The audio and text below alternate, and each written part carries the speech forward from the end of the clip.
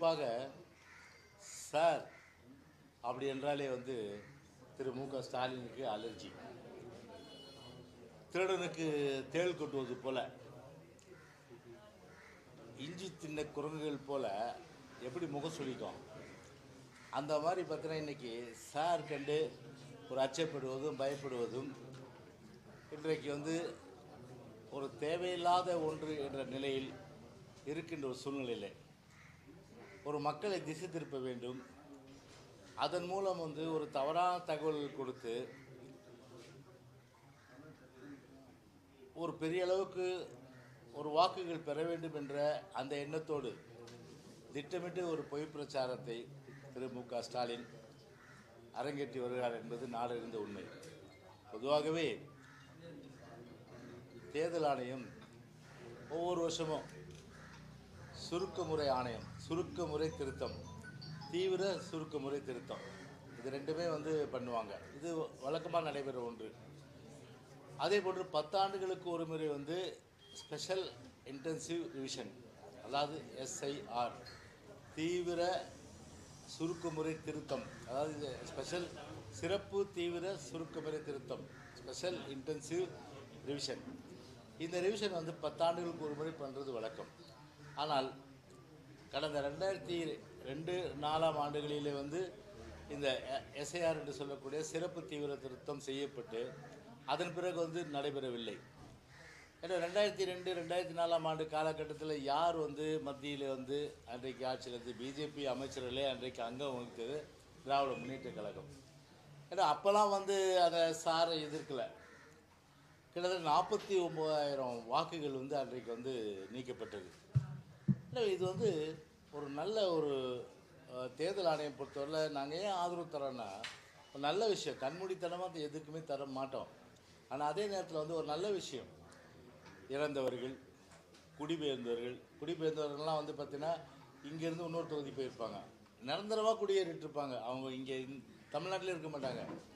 அதுக்கப்புறம் விலாசம் இல்லாதவர்கள், விலாசம் மாறியவர்கள், இப்படியெல்லாம் பார்த்திங்கன்னா பல முறை தேர்தல் ஆணையத்தில் கழகத்தின் சார்பில் புதுடெல்லியிலும் அதே போன்று மாநில தேர்தல் ஆணையத்திலும் மனுக்கள் கொடுக்கப்பட்டு கழகத்தின் சார்பில் தலைமை கழக நிர்வாகிகள் நாங்கள் எல்லாம் அந்த கூட்டத்திலே போய் கலந்து கொண்டு எவ்வளோ சொல்லியும் கூட இறந்தவங்களை நீக்குங்க, நிரந்தரமாக இங்கே இல்லாதவங்க, விலாசம் இல்லாதவங்க அவங்கள நீக்குங்க, டபுள் என்ட்ரி, 2 இடத்துல ஓட்டு வச்சுருப்பான், ஒரு இடத்துல தான் அவங்களுக்கு ஓட்டு இருக்கணும், அதை பார்த்து பண்ணுங்க. இந்த மாதிரி பல விஷயங்கள் இந்த மாநில தேர்தல் இந்திய தேர்தல் சொல்லி அது ஒரு செவிடனுக்கு அதில் ஒரு சங்கு போல் எந்த விதமான ஒரு நடவடிக்கையும் இல்லை. நாங்களும் சொல்லி சொல்லி பார்த்துட்டோம். சரி, ஒரு ஒரு ஒரு ரேண்டமாக ஒரு சாம்பிளுக்கு நம்ம ஒரு டெஸ்ட் எடுப்போம் சொல்லிட்டு நம்ம பொதுச்செயலோட ஒரு அறிவுரையின்படி எல்லா சென்னை மட்டும் சட்டமன்ற தொகுதியில் எடுத்தோம். அதில் ராயபுரம், திருவிக நகர், வடசென்னை, தெற்கு கிழக்கு மாவட்டம். ராயபுரத்தில் மட்டும் 1700 வாக்குகள். 1700 வாக்குகள்னும்போது 10 பூத்தில் தான் மொத்தமே பார்த்தீங்கன்னா வாக்குகள் 1,90,000. அதில் வாக்குச்சாவடி பார்த்தா 181. ஆனால் அதில் பார்த்தீங்கன்னா எவ்வளோனா 1700 வாக்குகள் 10 வாக்குச்சாவடியில். கணக்கு உங்களுக்கு புரியுதுங்களா? 10 அப்போது 10 வாக்குச்சாவடிகள் 1700னா 100 வாக்குச்சாவடிகளில் 17,000. அப்போ 81 வாக்குச்சாவடியில் ஒரு 10,000 வச்சுங்க. அப்போ ராயபுரத்தில் மட்டும் 25,000 ஓட்டு இறந்தவர்கள், குடிபெயர்ந்தவர்கள், விலாசம் இல்லாதவர்கள் இப்படி இருக்கிறாங்க. அதே போன்று திருவிக நகரில் இந்த 3 கேட்டகரிலையும் 737 பேர். இது எத்தனை வருஷமா? 15 வருஷமா. ஸோ ஒரு ஜனநாயகத்தில் என்ன, யாராக இருந்தாலும் சரி, ஒரு தகுதியுடைய இங்கே வசிப்பவர்களாக இருந்தால் கண்டிப்பாக அவங்களுக்கு வாக்குரிமை மறுக்கக்கூடாது. எனவே அந்த ஒரு வகையில் வாக்களிப்பது ஒரு ஜனநாயக கடமை, வாக்கு உரிமையை கொடுப்பது இந்திய அரசியலமைப்பு சட்டத்துடைய கடமை. எனவே அந்த ஒரு அடிப்படையில் இறந்தவர்கள் வாக்களிப்பதும் இருப்பவர்களுக்கு வாக்கு இல்லாத ஒரு நிலை என்று சொன்னால் இதை விட ஒரு ஜனநாயகத்துக்கு ஒரு கேலி கூத்து இருக்கா? அதனால தான் சாரை வரவேற்றோம். ஒரு 2002க்கு பிறகு இதை இன்டென்சிவாக பண்ணுறாங்க. இது நம்ம வரவேற்றதுக்கு காரணமே இதுதான். இப்போ உதாரணத்துக்கு டி நகர் தொகுதியில், தியாகராய நகர் தொகுதியில், அந்த தொகுதியை பொறுத்தவரையில் கிட்டத்தட்ட வந்து பல பேருக்கு வந்து பார்த்தீங்கன்னா அந்த இடத்துலே இல்லை. கிட்டத்தட்ட வாக்குகள் எல்லாம் இல்லாத ஒரு அது இது ஆளே இல்லாத சூழ்நிலை வாக்குகள் இருந்தது சொன்ன உடனே எவிடன்ஸோடு கூட கூட்டம் உயர்நீதிமன்றத்துக்கு.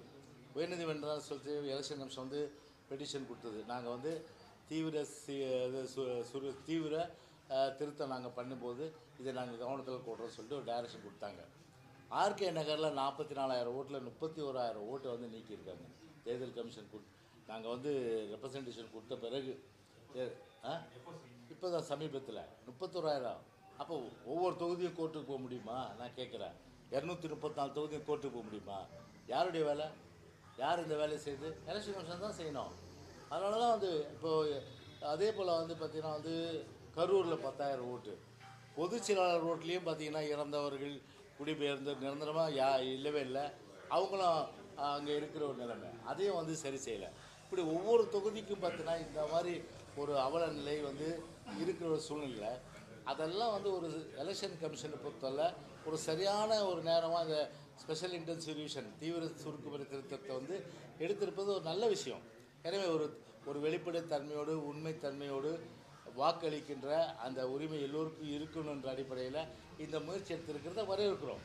ஆனால் இது எதுக்கு வந்து போய் திமுக வந்து பயப்படணும்?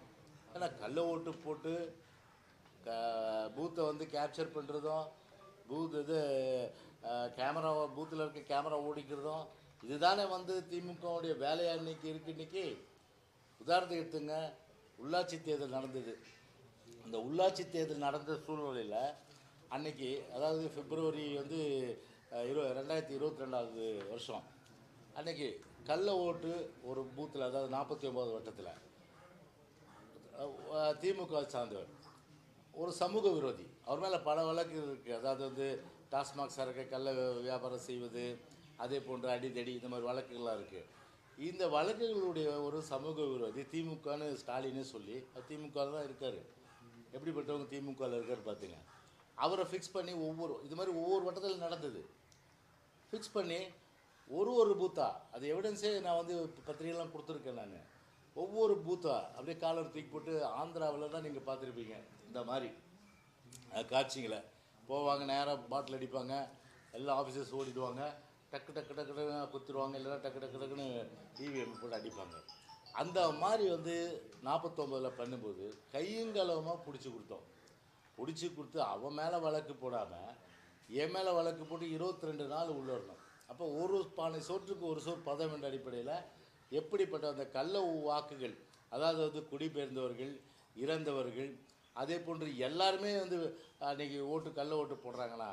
அது வந்து பார்த்தீங்கன்னா திமுக அந்த அடிப்படையில் தானே நம்ப வேண்டியது இருக்குது. இப்போது ஏன் பயப்படணப்போ?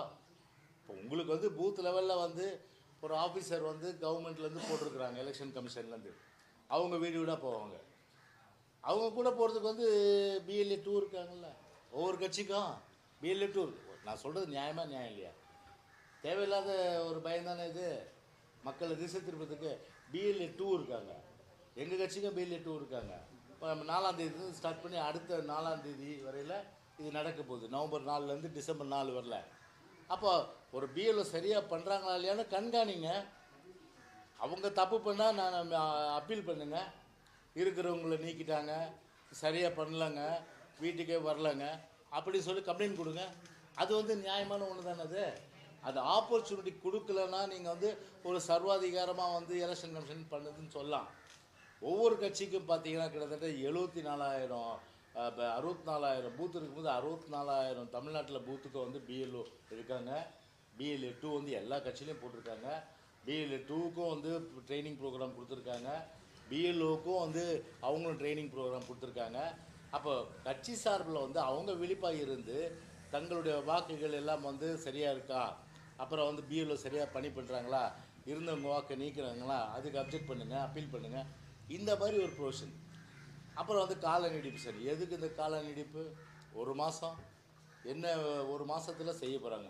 இது என்ன ஒரு பிஎல்ஓவாக வந்து சென்னையில் இருக்க கிட்டத்தட்ட 16 தொகுதிக்கும் போக போகிறாரு. ஒவ்வொரு பாகத்துக்கும் ஒரு பிஎல்ஓ இருக்காங்க. பாகம் மீன்ஸ் வந்து பூத்து வாக்குச்சாவடி. அந்த வாக்குச்சாவடிக்கு பிஎல்ஓ இருக்காங்க. அதே போன்று பிஎல்ஏ இருக்காங்க, பிஎல்ஏ 2 இருக்காங்க. அப்படி இருக்கும்போது பார்த்தீங்கன்னா 1200 ஓட்டு வச்சுங்க ஒரு வாக்குச்சாவடிக்கு அதிகபட்சமாக 1200 ஓட்டுன்னும் போது மொத்தம் எத்தனை வீடு வரும்? 300 வீடு வரும். 300 வீடு தான் வரும். அந்த 300 வீட்டுக்கு போகிறதுக்கு எவ்வளோ நாள் ஆகுங்க? எத்தனைங்க அந்த டிவிஷனில் அந்த வாக்குச்சாவடி உட்பட்டவர் தான் பிஎல்ஓ இருக்கார். 300 வீடுக்கு போடு ஒரு நியாயமான கேள்வியே இல்லையா? 300 வீடுக்கு போகிறதுக்கு எத்தனை நாள் ஆகும்? ஏன் உங்கள் பிஎல்ஏ 2 அனுப்புங்க கூட 300 வீடு செக் பண்ணுங்க. வேண்டுமென்றே அதை தள்ளி வைக்கின்ற நோக்கம். அப்போ இதுலேருந்து என்ன புரியுது? அப்போ இவ்வளோ காலமாக வந்து அதை கள்ள ஓட்டையும் இறந்தவர்களை நம்பியும் குடிபெயர்ந்தவர்களை நம்பியும் நிரந்தரமாக இங்கேருந்து போனவங்களை நம்பி இருக்கின்ற அந்த வாக்குகளை நம்பி தான் திமுக இருக்குது. அதுதான் வந்து இன்றைக்கி வந்து ஒரு நிதர்சனமான உண்மை என்பது இன்றைக்கு வானத்துக்கு பூமிக்கும் இன்றைக்கி வந்து ஸ்டாலின் வந்து ஒரு குதிக்கின்ற ஒரு நிலைமை இருக்குது. ஆனால் இவர் சொல்கிறார், இது ஆர்எஸ் பாரதி, நாங்கள் வந்து சுப்ரீம் கோர்ட் போவோம், நீங்கள் வந்து இது வேணான்னு போங்க, நாங்கள் சார் வேணும்னு போவோம், சார் வேணும்னு போவோம். நீங்கள் சார் வேணான்னு போங்க, நாங்கள் சார் வேணும்னு நாங்கள் போவோம். விட போகிறது கிடையாது. ஏன்னா உங்களுக்கு பார்த்தீங்கன்னா வந்து நீங்கள் மக்களை நம்பலை, கள்ள வாக்குகள் நம்பி தான் நீங்கள் இருக்கிறீங்க. அதுக்கு வந்து சரியான நேரம் இன்றைக்கு வந்து ஒரு ஆப்பு வந்து இன்றைக்கி வந்து எலெக்ஷன் கமிஷன் இருக்கிறவரில் இன்றைக்கி வந்து வீடு வீடாக போய் செக் பண்ணோன்னா உங்களுக்கு வந்து இப்போ நொதி கஞ்சி மாதிரி இன்றைக்கி கொதிச்சிட்ருக்கீங்க இன்றைக்கி. அதனால் எல்லா தொகுதியிலும் இன்றைக்கி தமிழ்நாட்டை பொறுத்தவரையில் இன்றைக்கி இறந்தவர்கள், குடிபெயர்ந்தவர்கள், விலாசம் இல்லாதவர்கள், வேறு இது தொகுதிக்குரியவர்கள், டபுள் என்ட்ரி இருக்கக்கூடாது, இதெல்லாம் இருக்க வேண்டும் என்பதற்காகவே இன்றைக்கி வந்து பார்த்திங்கன்னா இந்த சார் வந்து இன்றைக்கி வந்து பார்த்தாங்க. நாளையிலேருந்து 4ஆம் தேதி ஸ்டார்ட் ஆகுது இன்றைக்கி. அதனால் சுப்ரீம் கோர்ட்டை பொறுத்தவரையில் வந்து அவர்கள் வந்து வேணும் என்று அணுகினால் நாங்கள் வந்து, அவர்கள் வேண்டாம் என்று அணுகினால் நாங்கள் வேணும் சார் என்று நிச்சயமாக அதை அனுபவம் என்பதை இந்த நேரத்தில் நான் தெரிவித்துக் கொள்கின்றேன். எஸ்ஐஆர் குடியுரிமை திருத்த சட்டத்தை அமல்படுத்த போவதா நேற்றைய தினம் பேசியிருக்கக்கூடிய அனைத்து கட்சிகளும் சொல்றாங்க. இல்லை, அதெல்லாம் வந்து ஒரு திசை திருப்புற ஒரு விஷயம். அதனால் திசை திருப்புற விஷயங்கள் எப்போதுமே இந்த திமுகவுக்கு கைவந்த கலை. எனவே உடனே பார்த்தீங்கன்னா வந்து ஒரு ஆழ்தோட்ட பூபதி மாதிரி உடனே எல்லாம் all party meeting. Aalthotta Boopathy கேள்விப்பட்டிருக்கீங்களா? ஆல் பார்ட்டி மீட்டிங், எதுக்கத்தாலும் ஆல் பார்ட்டி மீட்டிங்கு. அது ஆல் பார்ட்டி மீட்டிங்கே ஒரு அர்த்தம் இல்லாமல் போகுது. என்ன இது? இப்போ எலெக்ஷன் கமிஷன் போய் முறையிடுங்க, முறைகேடு இருந்தால் சுப்ரீம் கோர்ட்டில் போய் முறையிடுங்க, உச்சநீதிமன்றத்தில் முறையிடுங்க. அதை விட்டுட்டு மக்களை வந்து வேண்டுமென்ற திசை திருப்பி உங்கள் ஓட்டு எடுத்துருவாங்க, இவங்க ஓட்டு எடுத்துருவாங்க, இவங்க ஓட்டு எடுத்துருவாங்க அப்படின்னு வேணுமென்று ஒரு பயத்தை, ஒரு புரளியை வந்து எல்லா தரப்பிலும் வந்து உருவாக்கி அதன் மூலம் ஒரு ஆதாயம் பெறுகின்ற அளவிற்கு இன்றைக்கு வந்து ஆளும் இந்த திமுக அரசு, திராவிட முன்னேற்றக் கழகம், திரு மு.க. ஸ்டாலின் இன்றைக்கு ஈடுபட்டிருக்கிறார். நிச்சயமாக ஈடுபட போவதில்லை. வருகின்ற தேர்தலை பொறுத்தவரை பார்த்தீங்கன்னா ஒரு நியாயமான, நேர்மையான, உண்மைத்தன்மையோடு, வெளிப்படைத்தன்மையோடு வாக்காளர் பட்டியல் அமைகின்ற ஒரு சூழல் நிச்சயமாக அமையும். ஏன்னா கிட்டத்தட்ட பார்த்துங்க, நீங்கள் 2004 வந்து கிட்டத்தட்ட 49 லட்சம் வாக்குகள் எடுத்தாங்கன்னா, இப்போ வந்து இந்த இன்டென்சிவ் ரிவிஷன் பண்ணும்போது கிட்டத்தட்ட பல லட்சம் வந்து இந்த மாதிரி இறந்தவர்கள், குடிபெயர்ந்தவர்கள், விலாசம் இல்லாதவர்கள் நிச்சயமாக வந்து அவரெல்லாம் வந்து அந்த வாக்காளர் பட்டியல் இல்லாத ஒரு நிலை வரும். ஏன்னா எது எப்படி இருந்தாலும் சரி, ஹையார்கி அந்த மாதிரிலாம் யாரும் நீக்க முடியாதுங்க. அதாவது இதுக்கு பாஜக சம்பந்தம் இருக்குது? எலெக்ஷன் கமிஷன் பண்ணுற வேலை. எலெக்ஷன் கமிஷன் வந்து பொதுவாக பார்த்தீங்கன்னா அவங்கள பொறுத்தவரையில் பார்த்தீங்கன்னா வந்து ஒரு ஆப்பர்ச்சுனிட்டி வந்து அப்பீல்ன்ற ஒரு ஆப்பர்ச்சுனிட்டி கொடுக்குறாங்க. அந்த அப்பீல்ன்ற ஆப்பர்ச்சுனிட்டியை வந்து கொடுக்கும்போது அப்போ என்ன ஆகுனா, பொதுவாக நீங்கள் போய் அப்பீல் பண்ணலாம். உங்கள் வாக்கு வந்து இப்போ நியாயமாக வந்து இருக்கிற பட்சத்தில் இருக்க போகுது. நீங்கள் இப்போ இல்லாத இருந்தால் எப்படி இருக்கும் அது? அதனால் அந்த ஆப்பர்ச்சுனிட்டி இல்லைன்னா பரவாயில்ல, அப்பீல்ன்ற ஒரு ஆப்பர்ச்சுனிட்டி கொடுக்குறாங்க இல்லையா? கொடுக்கும்போது வந்து அதை வந்து நம்ம நிச்சயமாக வந்து அதை வந்து குறை சொல்ல முடியாது. எனவே அது வேண்டுமென்றே பார்த்தீங்கன்னா திட்டமிட்டு வந்து ஒரு பொய் பிரச்சாரம் செய்து மக்களை ஏமாற்றுகிற செயல் தான். அதனால் நான் வந்து ஒரு பிஜேபிக்கு யாருக்கு நான் வந்து வக்காலத்து வாங்கலை. என்னை பொறுத்தவரை எலெக்ஷன் கமிஷன், ஏன்னா ஆண்டாண்டு காலமாக நாங்கள் வந்து பல வருஷமாக நாங்கள் வந்து பார்த்தீங்கன்னா வந்து இந்த முன்மொழியை வச்சுருக்கோம் எலெக்ஷன் கமிஷனில். ஆனால் இதெல்லாம் ஒன்றுமே கேட்காத சூழ்நிலை. இப்போ அதனால நான் என்னுடைய ஆரம்ப ஸ்பீச்சிலே பேட்டியிலே ஆரம்பத்தினுடைய உரையில நான் சொன்னேன், ஒரு தொகுதியிலே எப்படி இருக்குது பாருங்கன்னு. நான் இப்போ பார்த்தீங்கன்னா வந்து இதில் ஆர்கே நகரில், அதே போன்று பல தொகுதிகளில் இந்த மாதிரி நிலைமை வந்து இருக்கு. ஓட்டு போட்டிருக்கலாம், அதுவும் ஒரு காரணமாக இருக்கலாம், அதுவும் ஒன் ஆஃப் த ரீசனாக இருக்கலாம். வேறு ரீசன்கள் காரணங்கள் இருந்தாலும் கூட அதுவும் வந்து ஒரு காரணமாக இருக்கலாம் கிட்டத்தட்ட. ஏன்னா அதுக்கு தான் சொல்கிறேனே, உள்ளாட்சி தேர்தலில் அந்த லிஸ்ட்டை வச்சு தானே போய் ஓட்டு போடுறாங்க எல்லாமே. அதனால் வந்து அவங்களுக்கு தெரியுது யாரெல்லாம் வந்து செத்து போயிட்டா, யாரெல்லாம் வந்து இருக்கிறாங்க, யாரெல்லாம்ட்டுன்னு. அதனால் எல்லா லெவல்லையும் வந்து இப்போ உள்ள துட்டு பணங்கள்லாம் எல்லாம் விளையாடி எல்லா விளையாட்டும் விளையாடுறாங்க. அதனால் என்னை பொறுத்தவரை பார்த்தீங்கன்னா ஒரு வெளிப்படைத்தன்மையோட ஒரு உண்மையான பட்டியல் வந்து வெளிவருவதற்கு இவர்கள் ஏன் வந்து பயப்படணும்? அதுதான் என்னுடைய கேள்வியும் கூட. இல்லை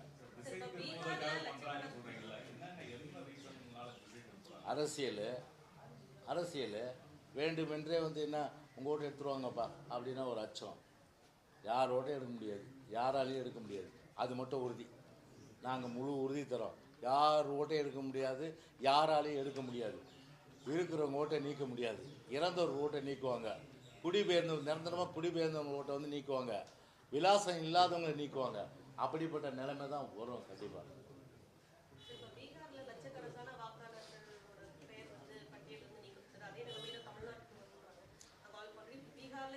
இல்லை பீகார் ஏங்க 12 மாநிலத்துக்கு இது நடக்குது. இது 12 மாநிலத்துக்கு வந்து நடக்கும்போது பீகாரை வந்து தமிழ்நாடோட ஒப்பிட வேணாம். தமிழ்நாடோட ஒப்பிட வேணாம். பொதுவாக பார்த்தீங்கன்னா அவங்க வந்து ஒரு மைக்ரேட் வெளியில் போய் எங்கேயாவது வேலை செஞ்சுருப்பாங்க.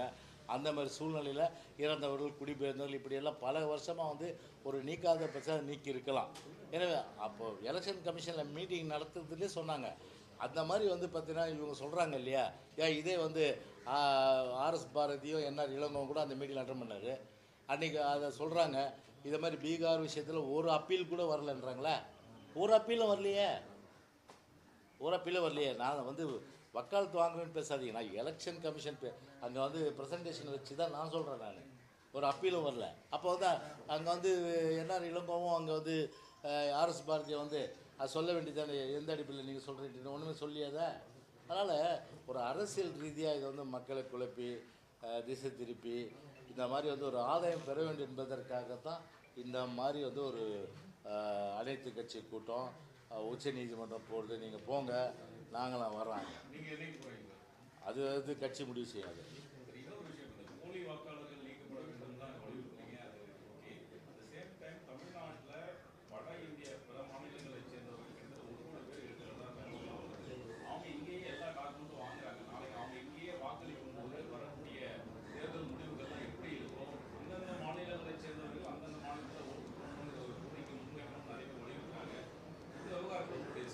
இல்லை இப்போது ஒரு நிரந்தரமாக இங்கே குடியிருக்கிறவங்களுடைய வாக்கு உரிமை வந்து நம்ம பறிக்கக்கூடாது. அது முதல்ல வந்து தெரிஞ்சுக்கிற விஷயம். நீங்கள் வந்து அப்படி வந்து ஒரு எலெக்ஷன் இப்போ ஒரு பிஎல்ஓ வந்து அந்த மாதிரி சேர்த்தா, அதே பூத்தில் வந்து இவர் இருக்கார்ல, யார் டிஎம்கே சார்பில் வந்து பிஎல்ஏ 2 இருக்கார்ல, அவர் என்ன பண்ணுறாரு? அவர் என்ன பண்ணுறாரு? அவர் அப்ஜெக்ட் பண்ணிட்டாரு.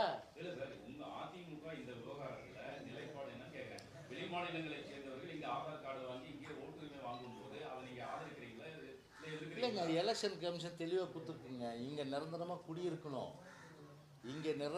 குடியிருக்கும் பட்சத்தில் இல்லை அது எலெக்ஷன் கமிஷன் சொல்ல ஆதார ஒரு அடையாளமாக வச்சுக்க முடியாது சொல்லிட்டாங்க. போதுமா? எலெக்ஷன் சொல்லிடுச்சு இல்லை, அவங்க ப்ரெசன்டேஷனில் சொல்லிட்டாங்க. ஆதாரம் வந்து ஒரு இதாக பார்க்க முடியாது. சில டாக்குமெண்ட்ஸ் இருக்கும், அதை நாங்கள் வந்து வெரிஃபை பண்ணிட்டு வந்துட்டோம். நான் எது எப்படி இருந்தாலும் சிம்பிள். ரொம்ப பிஎல்ஓ மட்டுமே கொடுக்குற லிஸ்ட்டை அது வந்து ஆக்சுவலாக வந்து அவங்க அக்செப்ட் பண்ணுறது கிடையாது. அது நம்ம அப்ஜெக்ஷன் பண்ணலாம். ஒவ்வொரு பார்ட்டிக்கு வந்து பிஎல்ஏ 2 கொடுக்கும்போது அவங்க என்ன செய்கிறாங்க? அவங்க தானே இதை பார்க்கணுத.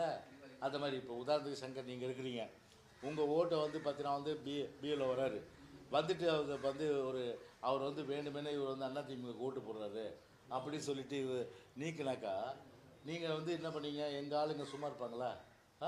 உடனே என்ன பண்ணுவாங்க? ஒரு அப்ஜெக்ஷன் ஃபார்ம் கொடுப்பாங்க உங்கள்கிட்ட கையெழுத்து வாங்கி. இந்த மாதிரி வந்து நான் இருக்கிறேன், வேணுமெனே என் ஓட்டை வந்து பிஎல்ஓ நீக்கிட்டு போயிட்டாரு, டிஎம்கே பேச்சு கேட்டு. அப்போ எங்கள் பிஎல்ஏ 2 ரோல் வந்து எடுபடுது. அப்படி தான் ஒவ்வொரு பார்ட்டிலையும் பிஎல்ஏ 2 வந்து தங்களுடைய கடமை ஆற்றும்போது பிரச்சனை இல்லை. ஒரு எலெக்ஷன் கமிஷன் ஒரு மோட்டாவாக வந்து யாரையும் நாங்கள் கேட்க மாட்டோம், நாங்கள் பாட்டு வருவோம், நாங்கள் பாட்டு அப்ளிகேஷன் கொடுப்போம், அதை ஃபில்அப் பண்ணி கொடுக்கணும், அதுதான் லிஸ்ட்டில் வரேன்னு சொல்லி அது பிஎல்ஏ 2வும் கூட போகணும், அவங்களும் வந்து பிஎல்ஓக்கு ஒத்துழைப்பு கொடுக்கணும். ஸோ அந்த மாதிரி தான் வந்து ஒரு சிஸ்டத்தை வந்து அவங்க வந்து டெவலப் பண்ணியிருக்காங்க. இப்போ நீங்களே சொல்கிறீங்க நிரந்தர விலாசம் இல்லாதவர்கள் நீக்கப்படுவார்கள் அப்படின்னு சொல்கிறீங்க. இதுதான் திருமாவளவன் சொல்கிறாரு. இப்போ நரிக்குறவர்கள் இருப்பாங்க, பழங்குடியின மக்கள் இருப்பாங்க, சில பேர் நாடோடிகள் அங்கே தெரிஞ்சு வியாபாரம் செய்யக்கூடியவங்க இருப்பாங்க. அவங்களுக்குலாம் நிரந்தரமான குடியிருப்புன்னு ஒன்று இருக்காது, நீர்நிலைகளில் இருப்பாங்க, புறம்போக்கு இடங்களில் வீடு கட்டி தற்காலிகமாக இருப்பாங்க. அவங்களுக்குலாம் ஓட்டுரிமை இல்லை அவங்க அது எலெக்ஷன் கமிஷன் ஆஃப் இந்தியா இருக்கு இல்லையா, அவங்கள பொறுத்தவரையில் பார்த்தீங்கன்னா ஒரு சில டாக்குமெண்ட்ஸ் சொல்லியிருக்காங்க. அதில் அதாவது அவங்க அப்பா ஓட்டு போட்டிருக்கணும், அவங்க அம்மா ஓட்டு போட்டிருக்கணும் முன்னாடி, அந்த மாதிரி 2002 2004 அந்த காலகட்டத்தில் இது மாதிரி பல நாம்ஸ் இருக்குது. ஸோ எல்லா வாய்ப்புகளும் கொடுக்குறாங்க. கொடுக்கும்போது பயப்பட வேண்டிய அவசியம் இல்லை. அதனால் வேண்டுமென்றே இது வந்து ஒரு மக்கள் திசை திரும்ப செய்யலாம், அந்த மாதிரி எந்த பிரச்சனையும் வர்றதுக்கும் வாய்ப்பு இல்லை. வாய்ப்பு எப்போ இருக்கணும்னா பிஎல்ஓ மட்டுமே செஞ்சால் இது நீங்கள் சொல்கிற மாதிரி அந்த மாதிரி வரும். நாங்கள் வந்து அப்பீல் கிடையாதுங்க, பிஎல்ஓ கொடுக்குறது மட்டும்தாங்க வாங்கிடுவோம், அதனால் வாங்கி நாங்கள் வந்து லிஸ்ட்டை வந்து டிராஃப்ட் வந்து எலக்ட்ரல் ரோலை வந்து நாங்கள் பப்ளிஷ் பண்ணுறோன்ட்டு சொல்லலாம். ஆனால் அது வந்து ஆக்சுவலாக வந்து பண்ண முடியாது. ஒரு டிராஃப்ட் ரோல் அது அந்த டிராஃப்ட் ரோலை பார்த்துட்டு கூட நீங்கள் அப்பீல் போகலாம். நீங்கள் அப்பீல் போய் நீங்கள் வந்து பார்த்தீங்கன்னா வந்து உங்களுடைய உரிமையை நீங்கள் நிலைநாட்டிக்கலாம். வாய்ப்புகள் நிறைய கொடுக்கும்போது அதில் எப்படி போய் வந்து ஒரு எலெக்ஷன் நிமிஷம் தவறு பண்ண நீங்கள் வாய்ப்பு இல்லை. பாஜகவினுடைய முன்னாள் தலைவர் அண்ணாமலை பேட்டி தராங்க.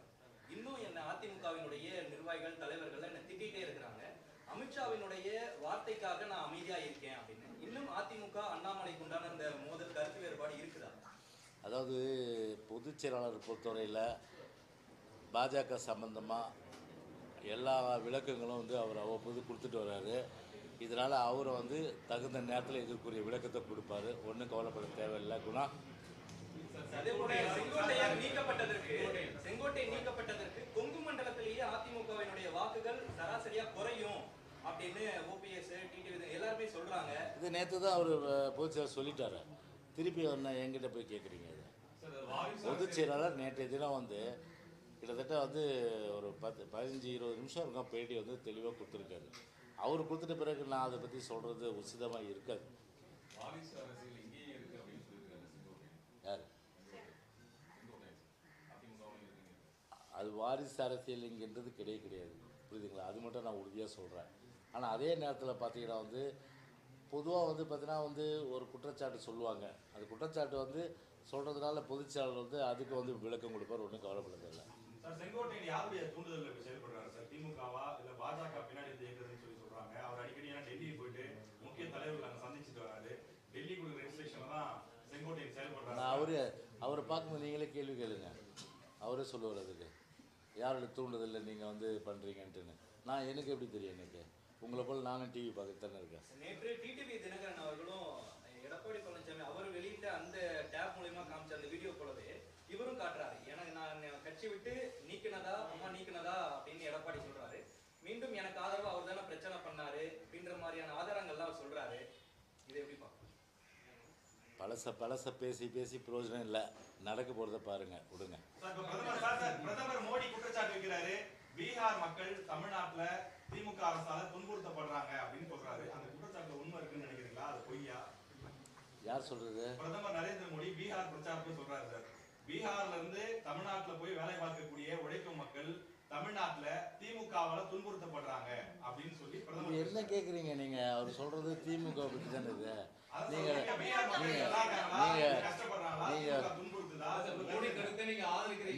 நீங்க நீங்க அவருக்கு இவரு ஸ்டாலினை பார்க்கும்போது கேட்கணும். நீங்க அது என்ன கேட்குறீங்க? நீங்க நான் இல்லை நீங்க வந்து அவர் எங்களை வந்து சொல்லியிருந்தாருன்னா ஏடிஎம்க்கு துன்புறுத்த சொல்லலாம், நான் சொல்லலாம். நான் இல்லை நீங்க சொல்லாத. அது வந்து திமுக சம்மந்தப்பட்டு தானே சொல்கிறார் அவர். அப்போ ஆர்எஸ் பாதிட்டு கேளுங்க, இல்லைன்னா அவர் இப்போ ஸ்டாலின் வரும்போது அவர்கிட்ட கேளுங்க. 2 பேருமே பதில் சொல்லிட்டோம். என்னவா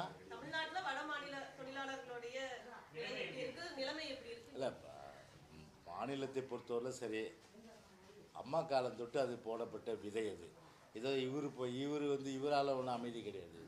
யார்? ஸ்டாலினால் இப்போ அமைதி கிடையாது. அம்மா காலத்துலேயும் தலைவர் காலத்தில் போடப்பட்ட விதை தமிழ்நாடு என்றது ஒரு சமதர்மம், ஒரு சம சம மத நல்லிணக்கம் இல்லையா? அதே போல் சம சகோதரர்கள் என்ற அடிப்படையில் ஒன்றுபட்டு வாழுகின்ற ஒரு மாநிலம். இதுதான் எங்கள் கட்சியோட நிலைப்பாடு. எனவே அன்னைக்கு அவங்க போட்ட விதை தான். திமுகவை பொறுத்தவரையில் பார்த்தீங்கன்னா வந்து வேறுபாடு காட்டுவாங்க. அதில் எங்களுக்கு மாறுபட்ட கருத்தே கிடையாது, புரியுதுங்களா? ஆனால் நாங்கள் என்றைக்குமே வந்து வேறுபாடு ஒரு ஜாதி ரீதியாகவோ மத ரீதியாகவோ இன ரீதியாகவோ யாரையும் வந்து வேறுபாடு காட்டுறது கிடையாது. ஆனால் திமுகவுக்கு அது கைவந்த கலை. அதாவது பிரித்தாளும் சூழ்ச்சி, அதே போன்று ஒரு சாரார் வந்து வாக்கு அளிக்கணும்னா அந்த சாராரை வந்து பழி வாங்குறது, இப்படிப்பட்ட போக்குகள்லாம் அவங்களுக்கு வந்து பார்த்திங்கன்னா வந்து மிக மிக ஒரு கைவந்த கலையாக தான் நிச்சயமாக பார்க்க முடியும். ஆனால் எங்களை பொறுத்தவரை பார்த்தீங்கன்னா all are equal before law, அப்படி தான் பார்க்கணும். அதிமுக தாவேகாவோடு கூட்டணி அமைக்க விரும்புதா? நேற்றைய தினம் டிடிவி தினகரன் என்ன சொல்றாருன்னா, அதிமுகவோடு விஜய் சேர்ந்தா விஜயை எடப்பாடி அழிச்சிருவாரு அப்படின்ற ஒரு கருத்தையும் சொல்றாரு. அதிமுகவிற்கு தாவேகாவோட சேர விருப்பம் இருக்கா? அதன் வெளிப்பாடு தான் எடப்பாடி பழனிசாமி அவருடைய கருத்தெல்லாம் இருக்கு. இல்லை, இப்போ எலெக்ஷன் வந்து இப்போ வந்து எப்படி இருந்தாலும் ஒன்று ஒரு 5 அமாவாசை இருக்குது. திமுகவை பொறுத்தவரையில் பார்த்தீங்கன்னா இந்த 5 அமாவாசைக்குள்ளே தான் ஆட முடியும் இல்லையா? அதுக்கு மேலே ஆட முடியாது. எனவே தேர்தலுக்கு இன்னும் 5 அமாவாசை இருக்கிற நேரத்தில் கண்டிப்பாக வந்து ஒரு 2 அமாவாசைக்கு முன்பு மாற்றங்கள் வந்து வரலாம். அரசியல் இதெல்லாம் சகஜம். அப்படி இருக்கும்போது பார்த்தீங்கன்னா அந்த நேரத்தில் தான் நீங்கள் கேட்குற கேள்வி பொருந்தோம். இப்போ என்னால் எதுவும் சொல்ல முடியாது. அதனால் இப்போதைக்கு பொறுத்தவரை பார்த்தீங்கன்னா எதுவும் வந்தாலும் சரி கூட்டணி கொடுத்து பூச்சால் தான் முடிச்சு. அவர் கட்சி அவர் கருத்து சொல்லிட்டாரு. அது வந்து நான் வந்து நீங்கள் சொல்லாதுன்னு சொல்ல முடியுமா நாங்கள்? அதனால் எங்கள் கட்சி அது குறித்து வந்து ஃபியூச்சரில் தான் டிசைட் பண்ணுது. நகராட்சி நிர்வாகத்துறையில் வேலை வாய்ப்பு வாங்கி தரதுல நகராட்சி நிர்வாகத்துறையில் வேலை வாய்ப்பு வாங்கி தரதுல 888 கோடி ஊழல் நடந்திருக்கு. கொடுத்துருக்காங்க.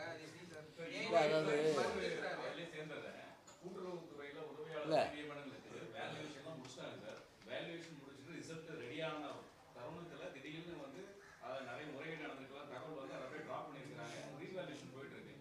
இதுவும் இந்த பிரச்சனையில பெருசாக வெடிச்சிருக்கு. இல்லை, இது இப்போது திமுக என்றாலே வந்து ஊழல் கட்சி.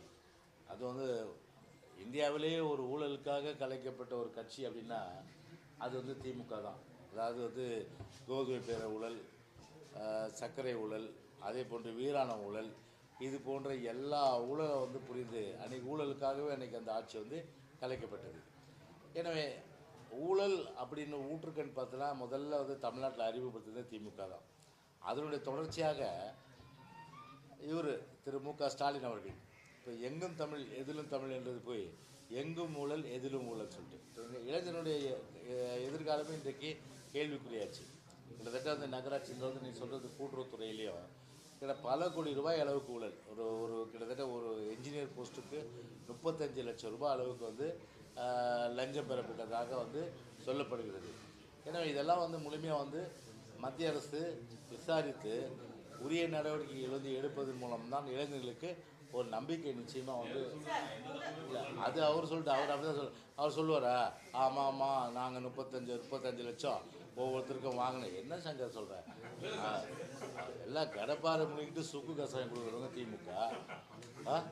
கடப்பாறை முழுங்கிட்டு சுக்கு கசாயம் குடிக்கிற வர்க்கம் அது மட்டும் இல்லாமல் வந்து முழு பூசணிக்காயில் இமயமலையை கூட முழுங்கிடுவானுங்க. அந்த மாதிரி ஆள் திமுக. அவங்க போய் வந்து நாங்களாம் ஸ்டாலின் உத்தமன் மாதிரி வானத்துக்கு எல்லா இடத்துலையும் இன்றைக்கி பத்திரப்பதிவில் பார்த்தீங்கன்னா உங்கள் வீடு ரிஜிஸ்டர் பண்ணால் கூட போய் அமைச்சரை பார்த்துட்டு வா. அங்கே அவர் சொன்னதான் சப் ரிஜிஸ்ட்ரார்ட்டு, எப்பவும் இல்லை சப் ரிஜிஸ்ட்ரார்ட்டை போய் சொன்ன பிறகு தான் பத்திரமே எடுப்பாங்க, இல்லைன்னா எடுக்க மாட்டாங்க. பத்திரப்பதிவில் வந்து எல்லா துறையிலும் இன்றைக்கி வந்து இப்போ இளைஞர்களுக்கு வந்து பார்த்தா 35 லட்சம் கொடுத்துட்டு வேலைக்கு போனால் 800 கோடி ரூபாய் அளவுக்கு வந்து ஊழல் நடந்ததாக சொல்கிறாங்க.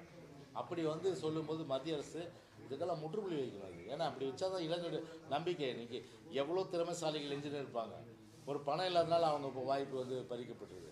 அப்போ பணம் இருந்தால் 35 லட்சம் இருந்தால் வந்து பதவி வாங்கிடலாம். அப்போ கூட்டுறவுத்துறையில் அதே போல் பதவி வாங்கிடலாமா? எப்படிப்பட்ட இளைஞருடைய இந்த சாபம் வந்து சும்மா விடாது.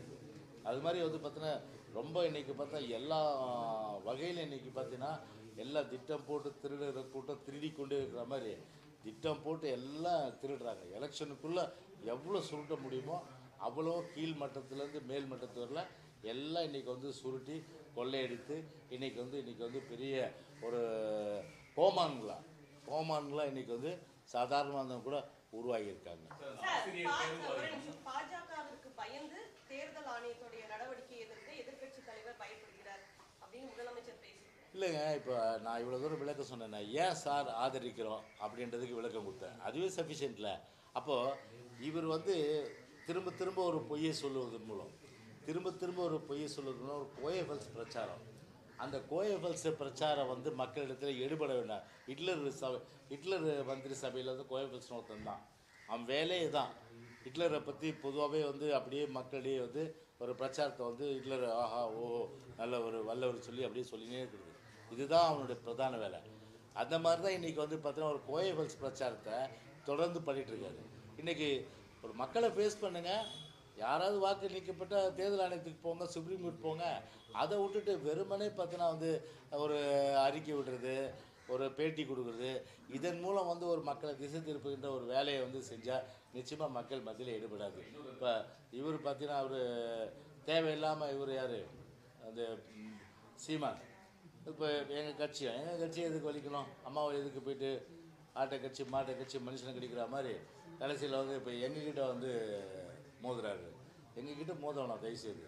லட்சத்தி அண்ணா திராவிட முன்னேற்ற கழகத்தை பொறுத்தவரை ஒரு உணர்ச்சி மிக்க ஒரு புரட்சி தலைவர் அம்மா மீதும் ஒரு பாசம் கொண்டவர்கள்.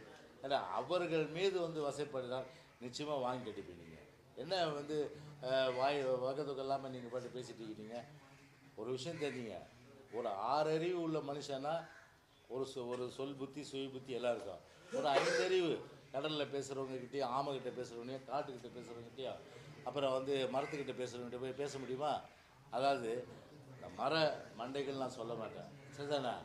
சீமான் பத்தல சீமான் நீ கட் பண்ண சீமான் வேண்டியல நீங்கள் கட் பண்ணு.